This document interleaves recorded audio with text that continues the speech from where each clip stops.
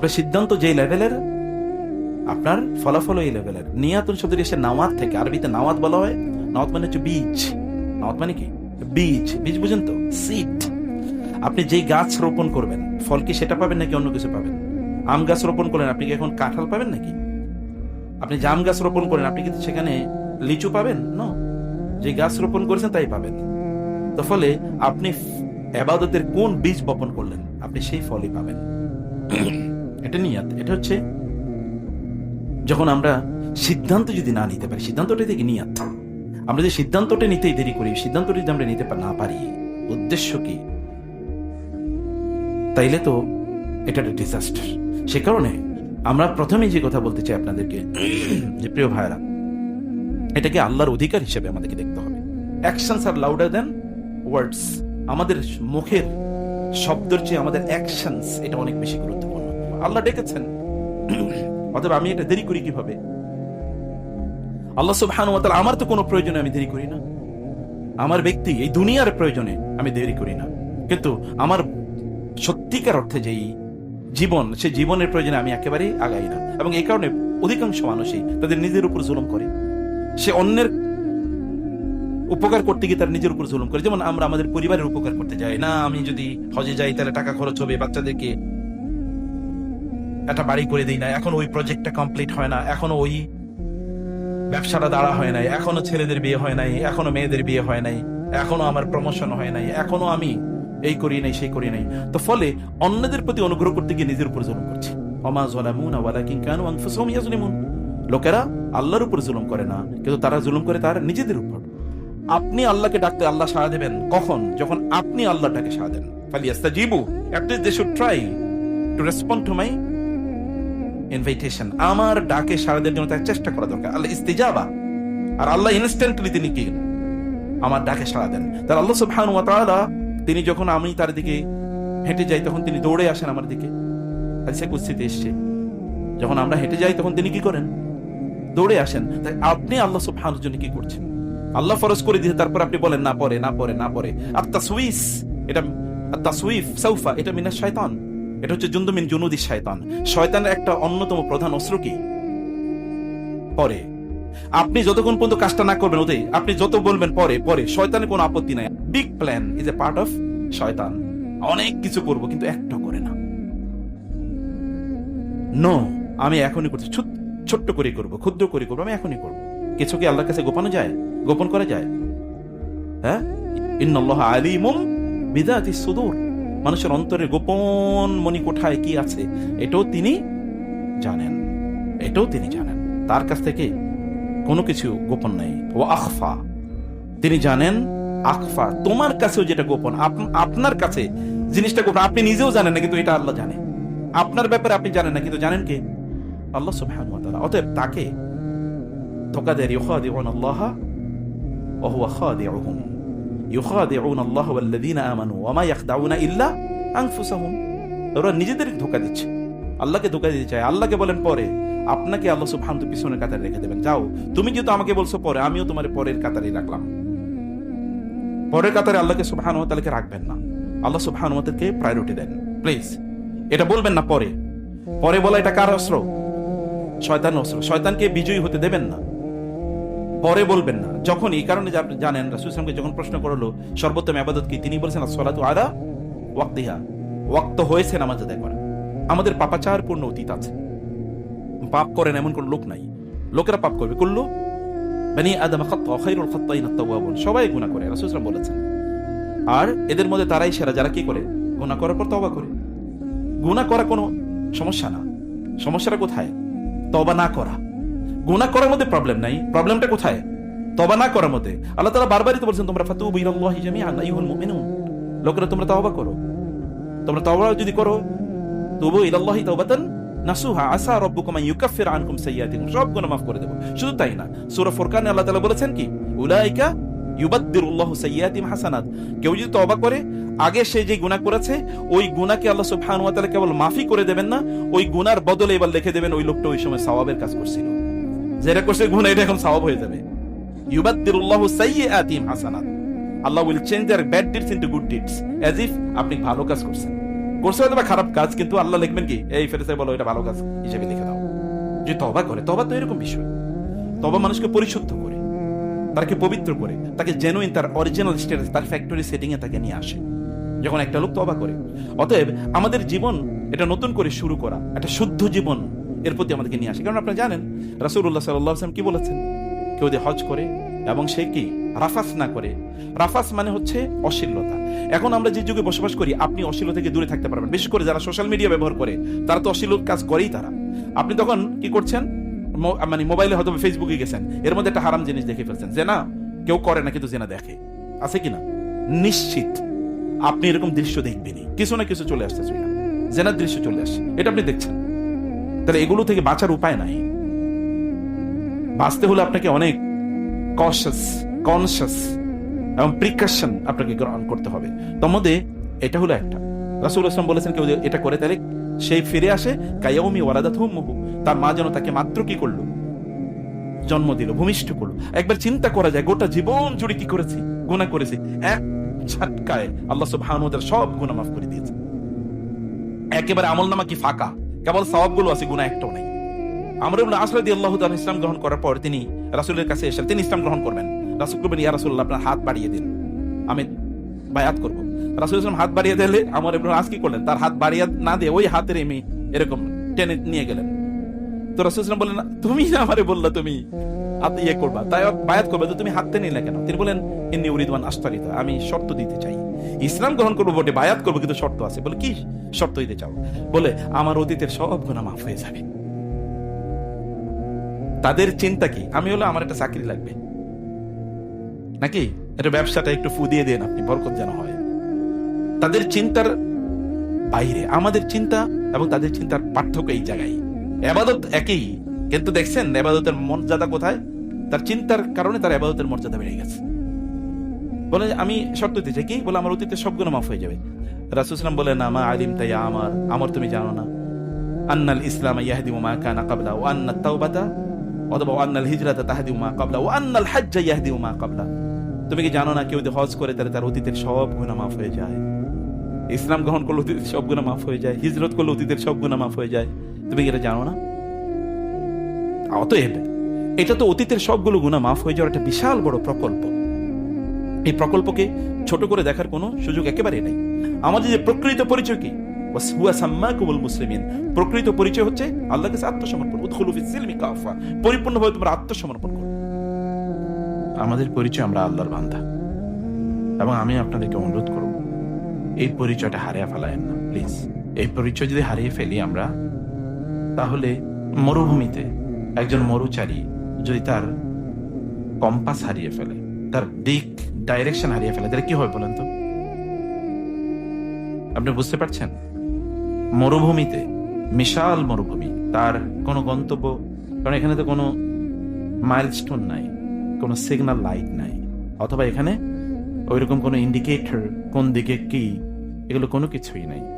যদি if you lose your way then you will be lost forever, আর জায়গা মতো আসতে পারবেন না। তো অথবা যদি মহাসমুদ্রে কেউ একজন হারিয়ে যায়, তারপরে কই যাবে?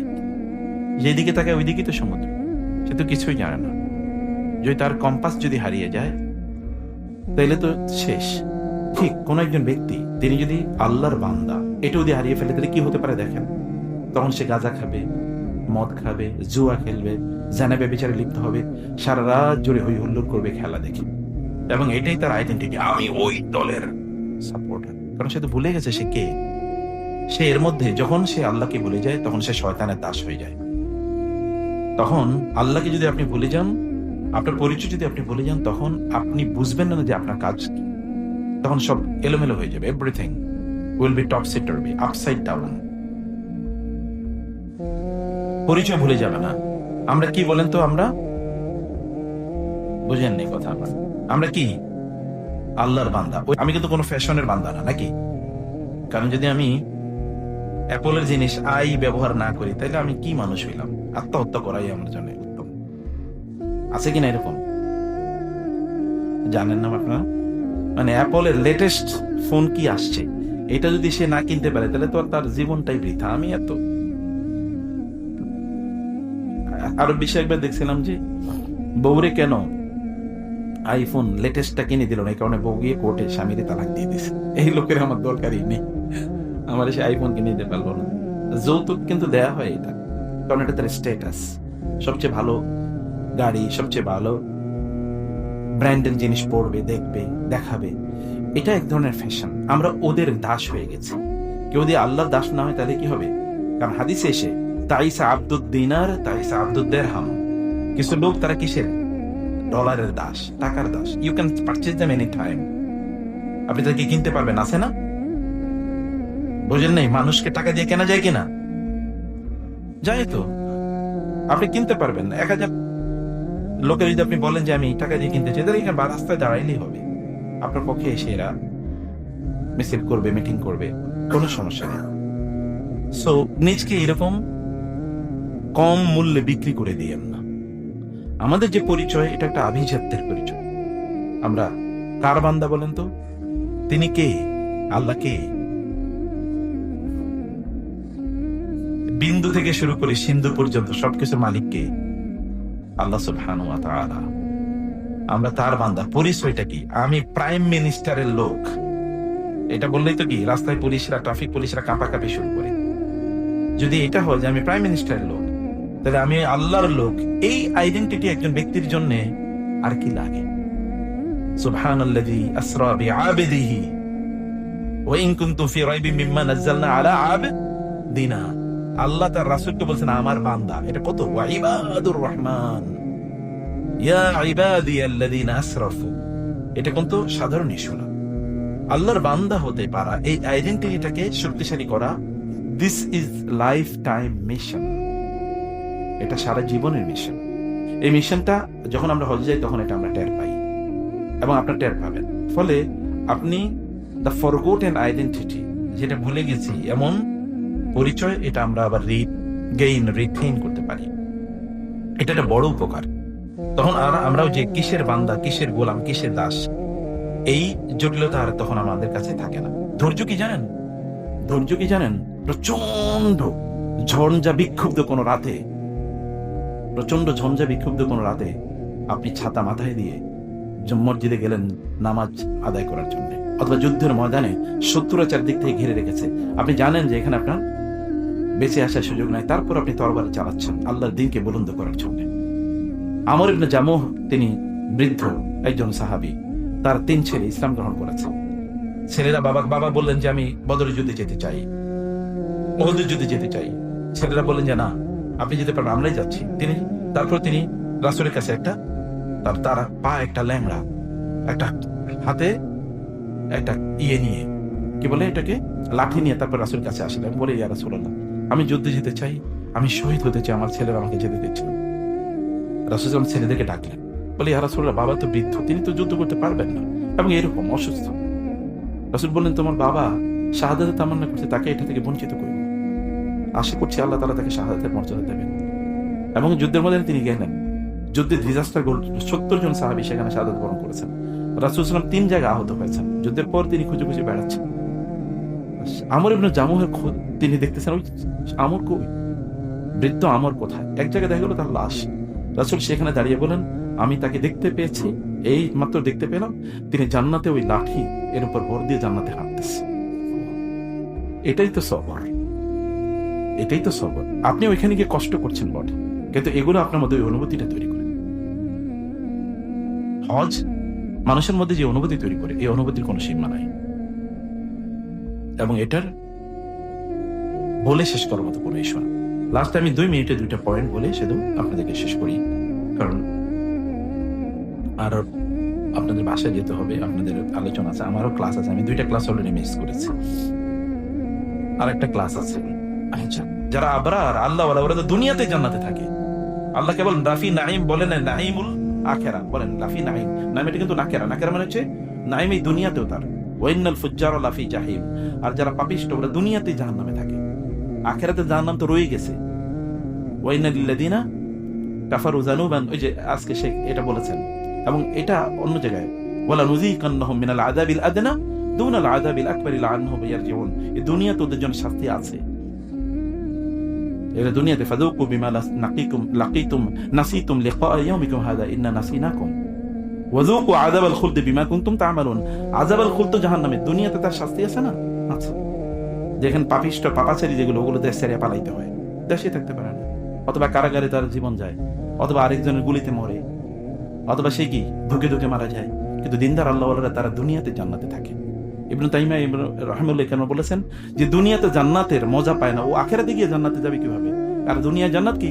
আল্লাহর সাথে নির্জনে সময় কাটানো, আল খালওয়া মা আল্লাহ, আল্লাহর সাথে নির্জনে সময় কাটানো। এটা হজেই কেবল পাওয়া যায়, অন্য জায়গায় পাবেন না আপনি। এটা মিনা মুজদালিফা, আরাফা, বাইতুল্লাহ রাতের অন্ধকারে তাহাজ্জুদের নামাজ আদায় করা, অথবা একাকী যাওয়া, এর মধ্যে কেবল এগুলো আছে। হজ এই অনুভূতিগুলো মানুষকে প্রদান করে। আরো অসংখ্য ইস্যু আছে ইনশাআল্লাহ, when we will get time, enough time, then we will discuss all of these issues ইনশাআল্লাহ।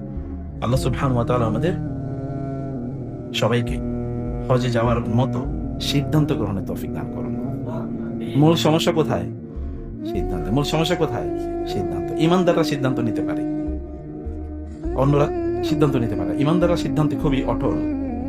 ফাইজা আযামতা ফাতাওয়াক্কাল আলাল্লাহ। সিদ্ধান্ত নামে হয়ে যাব, আল্লাহকে বলেন, তিনি সবকিছুর মালিক না? কি বলেন? আপনাদের সন্দেহ আছে নাকি? আল্লাহ যদি আপনাকে নিতে চান তাহলে কেউ বাধা দিয়ে রাখতে পারবে? আর আল্লাহ যদি আপনাকে নিতে না চান তাহলে আপনার টাকা পয়সা দিয়ে করবেন কি? তাহলে আল্লাহকে বলুন যে আল্লাহ তুমি আমার সামর্থ্য তৈরি করে দাও। এখন প্রশ্ন হলো সামর্থ্য কি? ইস্তেতাআত মানে কি? সামর্থ্যটা কি? সামর্থ্য হলো আপনার বেসিক নিড ফুলফিল করার পর যদি আপনার কাছে টাকা হজে যাওয়ার মতো থাকে তাহলে হজ করবেন।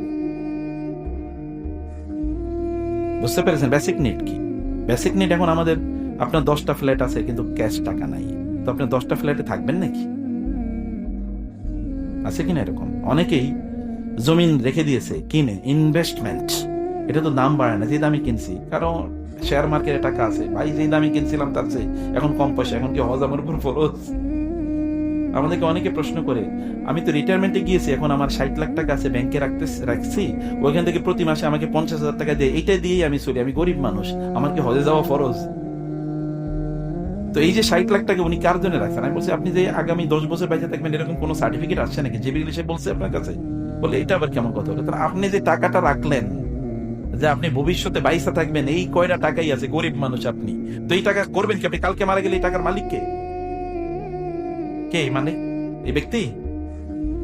তার মালিক আরেকজনের বানিয়ে দিয়ে এরপরে এই লোক ফকির আকারে আল্লাহর সামনে যাচ্ছে, অপরাধী আকারে আল্লাহর কাছে যাচ্ছে। সেটা করবেন না। আল্লাহকে বলুন সামর্থ্য আল্লাহ তাআলা তৈরি করে দেয়, ছোট ছোট করে করুন। কারণ আপনার ঈমান বাড়ানোর দায়িত্ব আপনার নাকি আরেকজনের? কথা বুঝেন? আপনার ঈমান বাড়ানোর দায়িত্ব কার? আপনি কি নিজের আমলের মাধ্যমে জান্নাতে যাবেন না আরেকজনের আমলের মাধ্যমে জান্নাতে যাবেন? নিজের আমল, আপনার জান্নাত আপনাকে অর্জন করতে হবে। তা আপনার ঈমানের জন্য আপনি যাবেন না, আপনার জান্নাত আপনি অর্জন করবেন না, সেটা আপনাকে করতে হবে। করার জন্য আপনাকে চেষ্টা করতে হবে। আপনার দৌড়ই তো দেখিয়ে দেবে যে আপনি জান্নাতের দিকে দৌড়াইতেছেন নাকি জাহান্নামের দিকে দৌড়াচ্ছেন। দৌড়ই তো দেখাবে, দৃষ্টিভঙ্গি তো দেখাবে, চিন্তাই তো দেখাবে, মাথায় কি ঘুরতেছে তাই তো দেখাবে। কারণ এগুলো আল্লাহ জানেন। যখন আল্লাহ দেখবেন আপনার ট্রু ইন্টেনশন, যদি আল্লাহ দেখেন যে আপনার ইন্টেনশন মনের দিক থেকে আপনি আসলে বিশুদ্ধ নিয়ত করছেন, আল্লাহ সুবহানাহু তখন বলবেন আমার বান্দা যেহেতু আমার ব্যাপারে এরকম সুধারণা পোষণ করে, ওর যা লাগবে আমি তাকে সব দিয়ে দেব। এটা আল্লাহ বলেন নাই? বলছেন হাদিসে কুদসি, আনা ইনদা যান্নি আবদি ওয়া আনা মাআহু ইযা যাকারানি, যালিকা যান্নুকুমুল্লাযী যানানতুম বিরাব্বিকুম আরদাকুম। তোমাদের রবের ব্যাপারে তোমাদের এই কুধারণাই তোমাদেরকে ডুবাইছে। কোরআনে আল্লাহ বলেছেন, হাদিসে কুদসিতে আল্লাহ তাআলা বলেছেন, তোমাদের রবকে তোমরা যেমন মনে করবা তিনি তেমনই। রবকে এমন মনে করেন এবং সেভাবে রবকে বলেন। আল্লাহ তাআলা আমাদের তৌফিক অনেক বাড়িয়ে দিন, আল্লাহুম্মা আমিন। আল্লাহ তুমি আমাদের আজকের আলোচনাটা কবুল করে নাও, আমাদেরকে তার সবচেয়ে বড় বেনিফিশিয়ারি বানাও আল্লাহ। আমাদের যা আমরা বলি তা যেন আমরা নিজের আমল করতে পারি সেই তৌফিক দিও। এবং তোমার সাথে আমরা সম্পর্ক বাড়াতে চাই, তোমাকে আমরা সত্যি ভালোবাসতে চাই আল্লাহ। এই ভালোবাসাটা আমাদের অন্তরে তৈরি করে দিও। আমরা তোমার ভালোবাসা বাড়ানোর জন্য যত কাজ করা প্রয়োজন সেই কাজগুলো করার তৌফিক তুমি আমাদেরকে দিও। আমরা দুর্বল, আমাদের দুর্বলতাগুলো তুমি দূর করে দাও। শয়তানের কাছে আমরা খুবই দুর্বল, ওর প্রচুর পরিমাণ অস্ত্র আছে, কিন্তু আমাদের অস্ত্র খুবই কম। তুমি আমাদেরকে শয়তানের বিরুদ্ধে শক্তিশালী বানিয়ে দাও। আমাদের সকল সমস্যাগুলো সমাধান করে দাও, আমাদের সকল দুর্বলতা দূর করে দাও আল্লাহ। আমাদের পরিবারগুলোকে তুমি আল্লাহওয়ালা বানিয়ে দাও, তোমার বন্ধুতে পরিণত করো আমাদের পরিবারগুলো, এবং আমাদের পারিবারিক ভাবে আমরা দিনদার হতে পারি সেই তৌফিক দিও। আমাদের সন্তানগুলোকে কবুল করে নাও, আমাদের সন্তানগুলোকে তোমার দিনের জন্য উৎসর্গ করে দিতে চাই, তুমি কবুল করে নাও আল্লাহ। আমাদের পরিবারগুলোকে তোমার দিনের জন্য কবুল করে নিও আল্লাহ। আমরা ইব্রাহিমের পরিবারের মতো হতে চাই আলাইহিস সালাম, আমরা মুহাম্মদ রাসূলুল্লাহ সাল্লাল্লাহু আলাইহি ওয়াসাল্লামের মতো পরিবারের মতো হতে চাই, আমরা আলী ইবনে আবি তালেবের পরিবারের মতো হতে চাই, আবু বকরের পরিবারের মতো হতে চাই, ওমর ইবনুল খাত্তাবের পরিবারের মতো হতে চাই। এরকম অনুগ্রহ করে তুমি এই রহমত থেকে আমাদেরকে বঞ্চিত করো না আল্লাহ।